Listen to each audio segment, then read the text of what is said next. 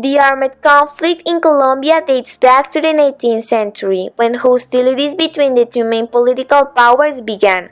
The liberal and the conservative parties grew stronger during the War of the Thousand Days. Since that event, Colombia has been facing a violence period. This conflict intensified in the 60s with the emergence of the guerrillas, primarily the Revolutionary Armed Forces of Colombia, also known as FARC, and the National Liberation Army, also known as ELN. These groups are the result of social and political exclusion, unequal distribution of lands, and social injustice. Initially, these subversive groups were mainly made up of farmers who penetrated into the Colombian jungle to fight against the central power for a more just and inclusive Colombia, a country for everyone.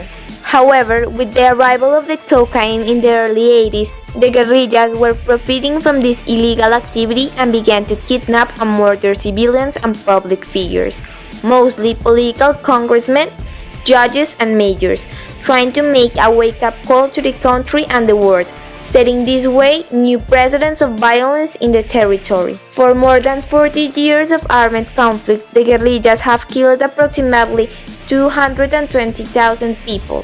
They are also responsible for the disappearance of 25,000 people and 4,744,000 refugees in the period between 1958 and 2012, where 82% of them were civilians. The FARC is one of the biggest guerrillas in the country. The leader of this group was Manuel Marulanda, aka Tiro Fijo, who made his first appearance in 1962. From there has been a spread vicious contest between the army and the guerrillas. However, in the last years, major leaders of the FARC were killed.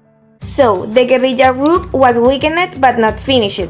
Following this, it was decided to initiate the dialogues for the end of the armed conflict between the FARC and the government on November 19 of 2012 in Havana, Cuba. 5 points will be stipulated into the agenda to negotiate with the FARC. First, rural development policy. Second, political participation. Third, end of the armed conflict. Fourth, drug trafficking. And fifth, restitution of victims. Please subscribe, and if you enjoyed this video, thumbs up. You can also follow us on WordPress.